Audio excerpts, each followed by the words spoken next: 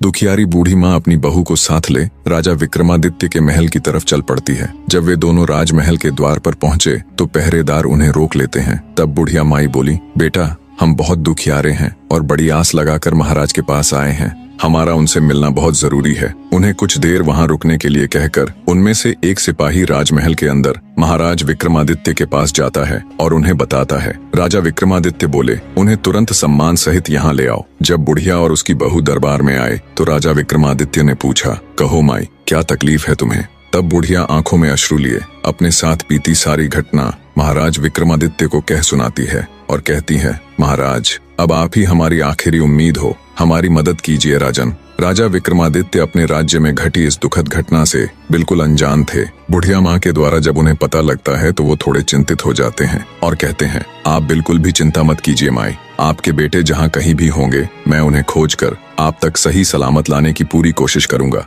राजा विक्रमादित्य का आश्वासन मिलने पर बुढ़िया माँ और उसकी बहू को कुछ राहत मिलती है। राजा विक्रमादित्य बोले, माई आप अपने घर लौट जाएं, भगवान ने चाहा तो जल्दी ही आपके दोनों बेटे आकर आपसे मिलेंगे। राजा विक्रमादित्य अगले दिन पूरी तैयारी कर अपने घोड़े पर सवार हो निकल पड़ते हैं दैत्य दंभिकासुर के ठिकाने की खोज में। चलते चलते वे भी उस साधु महाराज की कुटिया के पास पहुंच जाते हैं। सोचा कुछ देर सुस्ता लिया जाए। घोड़े से उतरकर जब राजा विक्रमादित्य कुटिया के अंदर जाते हैं तो उन्हें देखते ही महात्मा जी प्रसन्न हो जाते हैं और कहते हैं, आओ विक्रमादित्य, बहुत समय से तुम्हारा ही इंतजार था। साधु महाराज की बात सुन विक्रमादित्य चौंक जाते हैं। असमंजस में वे साधु बाबा के पास गए और उनके चरण छूकर उन्हें प्रणाम करते हुए बोले, हे साधु महाराज, अभी आपने कहा कि आपको मेरा ही इंतजार था, मैं उस बात को समझ नहीं पाया, कृपया मुझे और बताएं।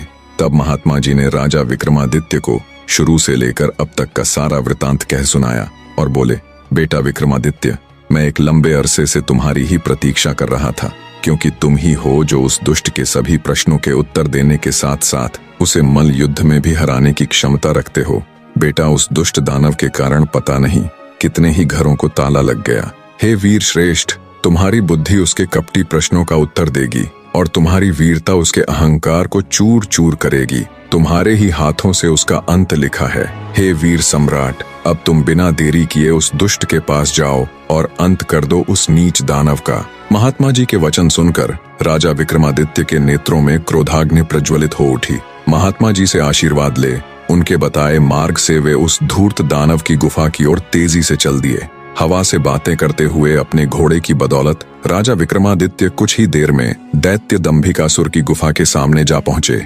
एक बुढ़िया माँ की आस, एक सिद्ध महात्मा का दिव्य आशीष और अनगिनत लोगों की दुआएं ले राजा विक्रमादित्य दैत्य दंभिकासुर की गुफा के बाहर पहुंच जाते हैं। अपने घोड़े से उतरकर जब राजा विक्रमादित्य दानव की गुफा के द्वार के पास गया तो वहां उसने लखन और महेंद्र की पत्थर की प्रतिमा देखी। गुफा के प्रवेश द्वार पर खड़ी उन दो पत्थर की मूर्तियों को देखकर राजा का हृदय विषाद से नहीं बल्कि प्रतिशोध की ज्वाला से धधक उठा। राजा विक्रमादित्य ने गुफा के मुख पर खड़े होकर ऐसी भीषण गर्जना की कि पहाड़ की चट्टानें तक कांप उठीं। उठ कपटी राक्षस, तेरे अत्याचारों का हिसाब चुकता करने विक्रमादित्य आया है। जब राजा विक्रमादित्य की गर्जना भरी ललकार दैत्य दंभिकासुर के कानों में पड़ी तो वो सक पकाकर आंखों में क्रोधाग्नि लिए दहाड़ता हुआ गुफा से बाहर आता है और कहता है, आज कौन मूर्ख मेरे हाथों से मरने आया है? आज कौन सा कीड़ा, कौन धरती का बोझ है जो दंभिकासुर को ललकार रहा है? दैत्य दंभिकासुर को देख क्रोधित राजा विक्रमादित्य बोला, ओह तो तू है वो मक्कारी दानव जो देवताओं के वरदान की आड़ में छिपकर लोगों को पत्थर का बनाने के लिए छल कपट से अपने ऊपर आक्रमण करने के लिए उन्हें उकसाता है। दुष्ट राक्षस, क्या मिला तुझे ऐसा करके? पर अब और नहीं, तेरे पाप का घड़ा भर चुका है, तेरा अंत अब ज्यादा दूर नहीं। राजा विक्रमादित्य की आत्मविश्वास भरी बातें सुन दंभिकासुर थोड़ा सक पकाया। राजा विक्रमादित्य बोले, पूछ पापी राक्षस, कौन से हैं तेरे वो 7 सवाल? मैं जवाब देने के लिए तैयार हूँ। राजा विक्रमादित्य की बात सुन दैत्य दंभिकासुर बोला, ओ तो अब तू मेरे सवालों का जवाब देगा कीड़े। अगर तुझ में हिम्मत है तो मुझसे मुकाबला कर। तेरे जैसे कीड़े को तो मैं चुटकियों में मसल कर रख दूंगा। बड़ा आया मेरे सवालों का जवाब देने। दैत्य दंभिकासुर ऐसी ऐसी बातें करके राजा विक्रमादित्य को भी उकसाना चाहता था ताकि वे भी अपना आपा खोकर उस पर हमला करे और पत्थर के बन जाए। पर राजा विक्रमादित्य तो राजा विक्रमादित्य थे। दैत्य की बात सुन राजा विक्रमादित्य बोले, सुन अहंकारी राक्षस, मैं तेरे उकसावे में आकर तुझ पर आक्रमण करने वालों में से नहीं हूँ। मेरा वक्त जाया मत कर और जल्दी से अपने वो सवाल पूछना शुरू कर। ये माया मुझे भी बहुत आती है। इतना कह राजा विक्रमादित्य अपने 4 वीरों को बुलाकर उन्हें बड़े आकार में आने के लिए कहते हैं। विक्रमादित्य के आदेश देते ही पलक झपकते ही उनके 4 वीर प्रकट हो गए और देखते ही देखते अपने विशाल आकार में आ गए। ये देख दैत्य दंभिकासुर ठिठक जाता है। जिंदगी में पहली बार उसे डर का एहसास हुआ। अगले ही पल राजा विक्रमादित्य चुटकी बजा अपने 4 वीरों को गायब कर देते हैं और दैत्य से कहते हैं, अगर मेरी ताकत और माया का छोटा सा नमूना देख लिया हो तो अब बिना वक्त बर्बाद किए अपने सवाल पूछने शुरू कर कपटी दानव। सब देख और सुन दानव विचार करता है कि अब तो कोई चारा नहीं, ये मेरे बहकावे में आने वाला नहीं है। वो अपनी गुत्थी सुनाना शुरू करता है। तो सुनो राजा, मदन और रतन 2 जिगरी दोस्त थे। एक बार व्यापार के सिलसिले में दोनों प्रदेश गए हुए थे। अच्छा खासा लाभ लेकर जब दोनों मित्र वापस घर लौट रहे थे तो रास्ते में उन्हें एक अति सुंदर स्त्री दिखाई दी, जिसको देखते ही दोनों उस पर मुग्ध हो गए। उससे पूछा, तुम कौन हो सुंदरी, और यहाँ जंगल ब्याबान में अकेली क्या कर रही हो? तब उस स्त्री ने बताया कि वह अपने घर से अपने पति के साथ अपनी ससुराल लौट रही थी। तब रास्ते में कुछ डाकुओं ने उन्हें लूटकर उसके पति की हत्या कर दी और सारा धन लेकर फरार हो गए। बस तभी से वो इस जंगल में भटक रही है। तब मदन बोला, हे देवी, तुम चिंता मत करो, हम तुम्हें सही सलामत तुम्हारे घर छोड़ देंगे। मदन की बात सुन स्त्री रुदन करती हुई बोली, नहीं, मैं अब ना तो अपने घर जाऊंगी और ना ही अपनी ससुराल, क्योंकि सब मुझे ही अभागन और कुल्टा समझेंगे। इससे अच्छा तो मैं यही अपने प्राण त्याग दूंगी। स्त्री की बात सुन मदन और रतन उसे आपसी सहमति से अपने साथ लेकर चल पड़े। रास्ते में उन दोनों ने विचार किया कि अब इस स्त्री का क्या किया जाए। क्या फिर से इसका विवाह कर दे या फिर हम दोनों में से ही कोई एक इसके साथ विवाह कर ले। उन दोनों में से विवाह वाली बात दोनों मित्रों को ठीक लगी। जब उन्होंने उस स्त्री से इस बारे में पूछा तो वो स्त्री बोली, मुझे तो तुम दोनों ही अच्छे लगते हो। ये सुन दोनों मित्र और अधिक उलझन में पड़ गए। अंततः दोनों ने फैसला किया कि पर्ची डाली जाए, जिसका नाम आएगा वो ही इस युवती के साथ विवाह करेगा। पर्ची डाली गई तो सुंदर स्त्री मदन के हिस्से में आई। मदन ने उससे विवाह कर लिया और दोनों अच्छे से अपना जीवन व्यतीत करने लगे। समय का चक्र घूमा और एक संतान होने के बाद मदन किसी दुर्घटना का शिकार हो गया। मदन के मरने के बाद स्त्री रत्न के पास गई और धन व्यापार में अपना हिस्सा मांगने लगी, पर असल में व्यापार और धन में मदन की कोई भागीदारी नहीं थी, तो रतन ने उसे साफ मना कर दिया। राजा विक्रमादित्य पूरे ध्यान से दैत्य दंभिकासुर की ये कहानी सुन रहे थे। आगे दंभिकासुर बोला तो रतन के मना करने पर वो स्त्री राज दरबार में पेश हो गई। राजा ने जब दोनों पक्षों की बात सुनी तो रतन के हक में फैसला सुनाया और बोला, रतन की दौलत में स्त्री का कोई हक नहीं है। इतनी कहानी कह दैत्य दंभिकासुर राजा विक्रमादित्य से बोला, बता क्या उस राजा का फैसला सही था? दैत्य की बात सुन राजा विक्रमादित्य हल्के से मुस्कुराते हुए बोले, नहीं, अगर मैं उस राजा की जगह होता तो मैं निर्णय लेता कि उस स्त्री को रतन की दौलत में से हक मिलना चाहिए। दैत्य बोला, ऐसा क्यों? राजा विक्रमादित्य बोले, भले ही मदन के भाग में वो स्त्री पर्ची पर उसका नाम आने से आई थी, पर एक प्रकार से वह संपत्ति तो दोनों की ही बराबर थी, इसलिए उस स्त्री को बिल्कुल उत्तराधिकार है रत्न की संपत्ति में हिस्सा मांगने का। राजा विक्रमादित्य की बात सुन दैत्य पूरी तरह उनके जवाब से संतुष्ट होता हुआ बोला, तुमने बिल्कुल ठीक कहा, तुम्हारा फैसला वाकई में उचित होता। आगे दैत्य दंभिकासुर बोला, पर ज्यादा खुश होने की जरूरत नहीं, अभी मेरे 6 सवाल और बाकी हैं। राजा विक्रमादित्य बोले, पूछो दुष्ट राक्षस, मैं तुम्हारे सवालों का जवाब देने ही यहाँ आया हूँ। दैत्य दंभिकासुर थोड़ा हिचकिचाकर बोला, तो सुनो राजा, सिंधुपुर राज्य पर समरवीर नाम का एक बड़ा दयालु और प्रतापी राजा राज करता था। वो अपनी प्रजा की हर यथासंभव मदद किया करता था। एक दिन उसके दरबार में एक बनिया अपने 3 अंधे पुत्रों के साथ आया। सबने राजा को प्रणाम किया। बनिया राजा से बोला, महाराज, मैं इस समय बहुत विपदा में हूँ, कृपया मुझे 1000 स्वर्ण मुद्राएं कर्ज दें, मैं 6 माह बाद वापस कर दूंगा। हे राजन, तब तक मैं इन स्वर्ण मुद्राओं के बदले अपने 3 बेटों को आपके पास गिरवी रख दूंगा। बनिए की बात सुन राजा बोला, आपके 3 पुत्र तो अंधे हैं, भला ये मेरे किस काम के? बनिया बोला, ऐसा न कहें राजन, मेरे 3 बेटे बहुत गुणी हैं। पहला लड़का घोड़ों की पहचान में अद्वितीय है, दूसरा लड़का आभूषणों का अद्भुत पारखी है और तीसरा लड़का शस्त्रों का पारखी है। बनिए की ये बात सुन राजा को बहुत आश्चर्य हुआ। बोला, पर ये कैसे संभव है? बनिया बोला, महाराज, मेरे बेटे स्पर्श और गंध के आधार पर कार्य करते हैं। अगर इनकी एक भी बात गलत निकले तो आप इनकी गर्दनें उड़ा देना और मेरे आने पर मुझे भी दंड देना। बनिए की बात से राजा समरवीर सहमत हो जाता है। उसने बनिए की मांग के अनुसार उसको 1000 स्वर्ण मुद्राएं दे दी। राजा ने उन तीनों लड़कों के खान पान तथा रहने की उचित व्यवस्था कर दी। समय बीतने लगा। एक दिन एक घोड़ों का व्यापारी राजा के पास आया। उसने एक बड़ा सुंदर घोड़ा राजा को दिखाया। घोड़े की सुंदरता और उसकी कद काठी देखकर राजा का मन ललचा गया। वे उसे खरीदने को तैयार हो गए। घोड़े का व्यापारी बोला, महाराज, एकदम काबुली घोड़ा है, बड़ी मेहनत से आपके पास लाया हूँ, इसलिए इसके दाम थोड़े ऊंचे हैं अन्नदाता। घोड़े पर आसक्त राजा ऊंचे दामों पर भी उसे खरीदने के लिए तैयार हो गया। पर फिर अचानक राजा को बनिए के अंधे लड़के का स्मरण आया। बनिया कह रहा था, उसके लड़के को घोड़ों की अद्वितीय पहचान है, क्यों न उसे भी परख लिया जाए। राजा ने तुरंत हुक्म दिया, जाओ बनिए के बड़े पुत्र को बुला कर लाओ। तुरंत उसको पेश किया गया। राजा बोला, इस घोड़े को देखकर बताओ ये कैसा है। जो आज्ञा महाराज कह। बनिए का पुत्र टटोलकर घोड़े के पास गया और टटोलते हुए घोड़े को परखने लगा। एक अंधे को घोड़ा परखते देखकर सौदागर के साथ साथ वहाँ मौजूद हर कोई मंद मंद मुस्कुरा रहा था। भला अंधा घोड़े की क्या पहचान कर सकता है? लड़का घोड़े को सूंघने लगा तो सौदागर बोला, बस करो भाई, कहीं घोड़ा भी सूंघकर परखा जाता है भला। पर बनिए का लड़का अपने काम में लगा रहा। वो घोड़े पर हाथ फेर फेर कर उसको जगह जगह पर सूंघता रहा। फिर कुछ देर बाद अलग हटकर खड़ा हो गया। तो कैसा है ये घोड़ा? राजा ने जब पूछा तो वो बोला, राजन, यह घोड़ा भूल कर भी न खरीदें। राजा आश्चर्य से बोला, क्यों, क्या खराबी है इसमें?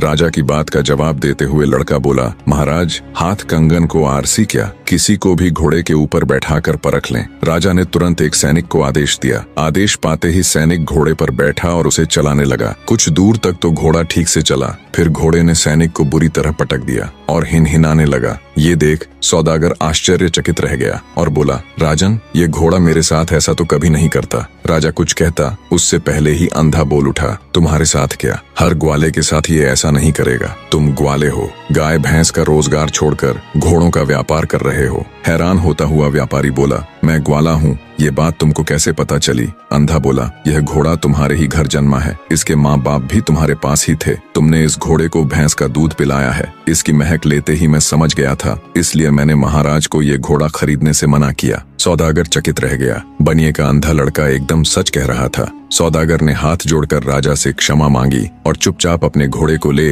वहां से चला गया। सारा माजरा देख राजा उस बनिए के लड़के से बहुत प्रसन्न हुआ। उसने आदेश दिया, इसकी खुराक दुगुनी कर दी जाए और इसके रहने सहने का प्रबंध और अच्छे से कर दिया जाए। अब बनिए के तीनों लड़के बड़े ठाठ से राजा के यहाँ रहने लगे। एक दिन एक जौहरी राज दरबार में आया। उसने अनेकों प्रकार के हीरे जवाहरात राजा को दिखाने शुरू कर दिए। जौहरी के दिखाए कुछ हीरे राजा की बहुत पसंद आए। राजा ने तुरंत अपने सैनिकों को आदेश दिया कि बनिए के दूसरे लड़के को बुलाकर लाओ। बनिए का दूसरा अंधा लड़का आया। राजा ने उसे अपनी पसंद के हीरो को परखने के लिए कहा। वह लड़का टटोल कर परखने लगा। अधिक सुंदर दिखने वाले जवाहरात उसने अलग कर दिए और राजा से बोला, महाराज, आप भूल कर अलग किए गए हीरे जवाहरातों को न ले। अंधे लड़के की बात सुन राजा बोला, क्यों, क्या कमी है इनमें? कितने सुंदर तो हैं ये। अंधा बोला, माफ करे महाराज, पर ये बहुत अशुभ है, खासकर ये लाल। महाराज, ये इतना अशुभ है कि जो कोई भी इसे खरीदता है, जिस किसी के भी पास ये जाता है, उसको बहुत बड़ा नुकसान हुआ है। या तो उनके घर में आग लग गई या फिर सब चोरी हो गया। कुछ परिवारों में तो उनके सदस्य तक मृत्यु को प्राप्त हो गए सरकार। और ये बात ये जौहरी भी अच्छे से जानता है।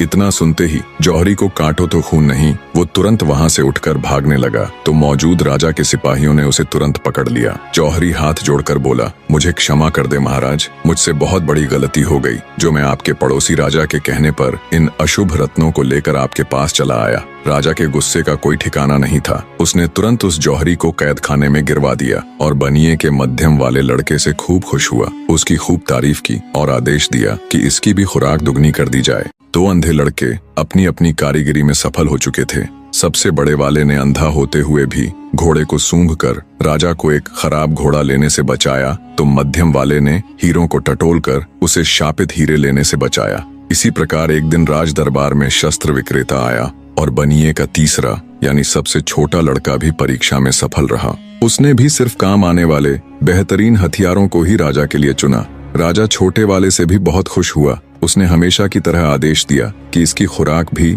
दुगुनी कर दो। कुछ समय बाद एक दिन तीनों अंधे लड़कों का पिता बनिया वापस आ गया। उसने राजा से लिया हुआ सारा आरण वापस कर दिया और अपने तीनों लड़कों को लेकर वापस जाने लगा। तब राजा बनिए से बोला, तुम इन तीनों लड़कों के बाप हो, तुम्हारा क्या गुण है? राजा की बात सुन बनिया बोला, मैं आदमी की पहचान कर सकता हूँ। उसकी बात सुन राजा बोला, ओह अच्छा, तो फिर बताओ हमारी पहचान क्या है? ये सुन बनिया एक बार तो झिझका, फिर राजा की आंखों में आंखें डालते हुए बोला, आप नानाबाई की औलाद हैं। कहानी को बीच में रोककर आपको बता दूं कि उस समय समाज में जाति और पेशे के आधार पर ऊंच नीच का बहुत भेदभाव होता था। बनिए ने राजा के पूर्वजों को नानबाई यानी एक रोटी या ब्रेड बनाने वाले के वंशज कहकर यह जताने की कोशिश की कि राजा किसी राजवंश से नहीं बल्कि एक साधारण पृष्ठभूमि से आया है। फिर से कहानी में चलते हैं। आगे बनिया बोला, जब भी मेरे लड़कों ने अपनी अद्वितीय पहचान दिखाते हुए कोई अद्भुत कार्य किया तो आपने उन्हें कोई पुरस्कार न देकर हर बार उनकी खुराक यानी खाना ही बढ़ाया है। इतना सुनते ही राजा के पूरे तन बदन में आग लग गई। क्रोध में अंधे राजा ने हुक्म देकर न सिर्फ बनिए को बल्कि उसके तीनों पुत्रों को भी मौत के घाट उतरवा दिया। इतनी कहानी कह दैत्य दंभिकासुर राजा विक्रमादित्य से बोला, बताओ बनिए को उसके लड़कों समेत मारने वाला राजा पाप का भागी बना या नहीं? राजा विक्रमादित्य बोले, खून का असर भला कभी जा सकता है क्या? बनिए को समझदारी से काम लेना था, अपने कारण वह बेटों समेत मौत की गोद में समा गया। इसमें पाप का भागी राजा नहीं बल्कि वो बनिया ही था। राजा विक्रमादित्य की बात सुन दैत्य दंभिकासुर बोला, तुमने बिल्कुल ठीक कहा विक्रमादित्य। इतना कह दैत्य चुप हो जाता है। उसे अनुभव होता है जैसे उसके हर सवाल के जवाब के साथ उसकी शक्ति कम होती जा रही है। उसने देवताओं को प्रसन्न कर जो वरदान लिया था उस कारण वो गुत्थियों के दिए गए सही जवाबों को झुठला भी नहीं सकता था। उसके चेहरे पर डर और गहरी सोच देख राजा विक्रमादित्य बोले, क्या हुआ दुष्ट राक्षस, अब किस सोच में पड़ गया? इतना अगर तू पाप करने से पहले सोच लेता तो आज इस दिन की नौबत ही नहीं आती। अपना अगला सवाल पूछ पापी दानव। राजा विक्रमादित्य की बात सुन दैत्य दंभिकासुर बोला, भूलो मत विक्रमादित्य, अभी मेरे 5 सवाल और बाकी है। तुमने अगर एक भी सवाल का सही जवाब नहीं दिया तो तुम तुरंत पत्थर के बन जाओगे। इतना कह दैत्य अपनी अगली गुत्थी कहना आरंभ करता है। तो सुनो राजा, एक इच्छाधारी नाग नागिन जंगल में मनुष्य रूप में प्रेम लाभ कर रहे थे। दोनों अपनी काम क्रीड़ा में मशगूल थे। तभी एक मृग का पीछा करते हुए एक राजा उधर आ निकला। जैसे ही उसने शिकार करने के लिए मृग का निशाना साध उस पर तीर छोड़ा तो मृग भाग निकला और राजा के द्वारा छोड़ा हुआ वो तीर सीधा मनुष्य रूपी उस नाग की छाती में जा लगा। जैसे ही वो तीर नाग को लगा, सहम कर नाग नागिन ने तीर की दिशा में देखा तो घोड़े पर बैठा हुआ राजा उन्हें दिखाई दिया जिसके हाथ में तीर कमान था। सारा माजरा समझते उन्हें देर न लगी। उधर राजा भी अपने घोड़े पर बैठा ये सब देख रहा था कि उसका तीर मृग को न लगकर एक मनुष्य के सीने में जा लगा। राजा एकदम सन्न सा बैठा रह गया। सोचा, इस घनघोर जंगल में ये आदमी और औरत कहाँ से आ गए? तीर लगने के कुछ देर बाद ही वो इच्छाधारी नाग अपनी नागिन की गोद में दम तोड़ देता है। ये देखते ही नाग के वियोग में नागिन के मुख से दर्द भरी जोरदार चीख निकली। पूरा जंगल उसकी चीख से थर्रा उठा। रोती बिलखती नारी को देख असमंजस और अपराध बोध से घिरा राजा जब अपने घोड़े से उतर उनकी तरफ चलता है तभी उसने देखा मृत्युप्रांत मनुष्य रूपी इच्छाधारी नाग अपने असली रूप में आ जाता है। ये देख राजा के पैरों नीचे से जमीन खिसक जाती है। उसे समझते देर न लगी कि ये तो इच्छाधारी नाग नागिन का जोड़ा था। अपने मरे हुए नागपति को अपने गले में टांगे नागिन जोर जोर से रुदन करती हुई भयंकर गर्जना के साथ बोली, हे पापी मनुष्य, आज जिस प्रकार मैं अपने पति के वियोग में तड़प रही हूँ, एक दिन तेरी पत्नी भी तेरे वियोग में ऐसे ही तड़पेगी। ये सुनते ही राजा का चेहरा एकदम फीका पड़ गया। वो नागिन से बोला, हे नागिन, मुझे क्षमा करे, मैंने तुम्हें नहीं देखा, मुझसे बहुत बड़ी भूल हो गई। राजा की बात सुन दहकते अंगारों सी आंखें लिए मनुष्य रूपी इच्छाधारी नागिन बोली, पापी मनुष्य, भूल नहीं, अपराध किया है तूने। हत्यारा है तू मेरे पति का, जिसके लिए मैं तुझे क्षमा नहीं बल्कि मृत्यु दंड दूंगी। मैं अपने मरे हुए पति की कसम खाकर ये प्रण करती हूँ कि आज से ठीक 9 दिन बाद नागपंचमी के दिन मैं तुम्हें दसकर अपने पति का बदला पूरा करूंगी। नागिन की बात सुनकर तो जैसे राजा का हृदय फट गया। बेचारा बेबस राजा अत्यंत भरे हृदय से राजमहल की तरफ चल पड़ता है। जब राजा राजमहल गया और रानी ने उसका उतरा हुआ चेहरा देखा तो वो भी उसे देख चिंतित हो उठी। रानी बोली, क्या हुआ महाराज? आप जब से शिकार से वापस आए हैं तब से आपका चेहरा बिल्कुल उतरा हुआ है। ऐसा क्या हुआ महाराज, मुझे बताए। तब राजा रानी के सामने जंगल में हुई पूरी घटना कह सुनाता है। सारी बात सुन रानी भी सन्न रह गई। रानी एक पतिव्रता स्त्री थी। वो बोली, महाराज आप चिंता मत कीजिए, आपको डसने से पहले उस नागिन को मुझे मारना होगा। मेरे रहते मैं आपके ऊपर कोई भी आंच नहीं आने दूंगी। अगले दिन राजा और रानी ने बहुत साधु महात्माओं और विद्वानों से अपनी इस समस्या को साझा किया, पर कहीं से भी उन्हें संतोषजनक हल नहीं मिला। किसी ने कुछ उत्तर दिया तो किसी ने कुछ करने को कहा। इन्हीं सब में 8 दिन गुजर जाते हैं। आज वो 9वां यानी नाग पंचमी का दिन था, जिस दिन वो नागिन राजा को डसने के लिए आने वाली थी। आज इच्छाधारी नागिन के बदले का दिन था। आज वो नागिन राजा को डसकर अपने पति की हत्या का बदला लेने वाली थी। राजमहल में तो जैसे मातम सा पसरा हुआ था। मारे भय के राजा महल के कमरे में दुबका हुआ था। उसने अपने कक्ष से लेकर महल के मुख्य द्वार तक सिपाहियों को तैनात कर दिया। महल के चारों तरफ सिपाहियों का कड़ा पहरा था।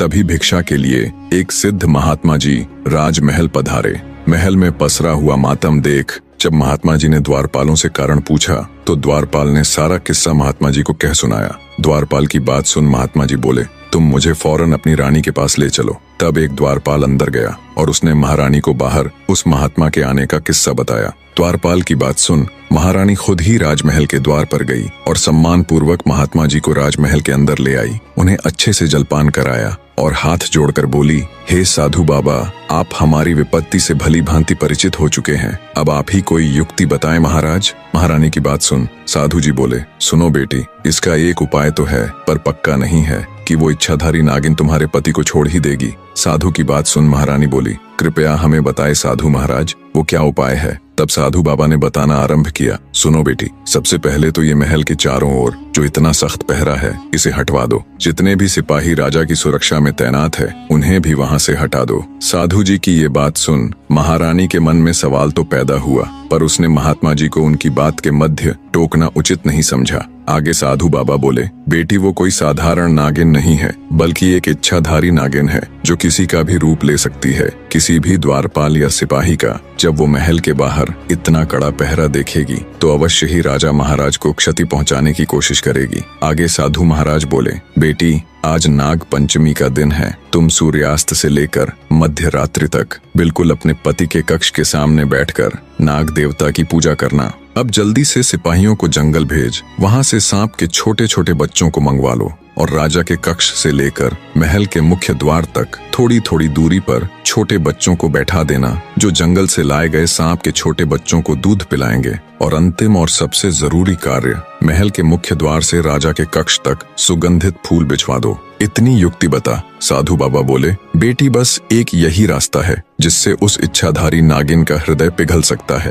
कहते हैं बैरी यानी शत्रु का आदर करना चाहिए। इतनी बात बता। साधु महाराज महल से चले जाते हैं। रानी ने साधु के बताए अनुसार ही सारी व्यवस्था कर दी। राजा की सुरक्षा में तैनात सभी सैनिकों को हटा दिया। महल के चारों ओर से भी सिपाहियों का पहरा हटवा दिया। राजा कक्ष से लेकर महल के मुख्य द्वार तक ताजे सुगंधित फूल बिछवा दिए और खुद राजा के कक्ष के द्वार पर बैठकर नाग देवता की पूजा करने लगी। जब रात्रि का पहला पहर शुरू हुआ तो वो इच्छाधारी नागिन राजा से अपने पति की हत्या का बदला लेने के लिए आई। नागिन राजा को डसकर उसे मारने के लिए जब राजमहल के मुख्य द्वार से अंदर जाती है तो वो दंग रह जाती है। उसने देखा महल के मुख्य द्वार से महल के अंदर तक अत्यंत खूबसूरत और नाना प्रकार के सुगंधित फूल रास्ते में बिछाए गए हैं। फूलों के स्पर्श और उनकी महक से नागिन मंत्रमुग्ध होती हुई आगे बढ़ती है और सोचती है, मैं तो ये सोच कर आई थी कि राजा को पहले ही उसे मारने का तय दिन बताने के कारण बहुत सख्त पहरा होगा। चप्पे चप्पे पर राजा के सैनिक शस्त्रों सहित खड़े होंगे, पर उसे तो कहीं एक भी सिपाही नजर नहीं आया।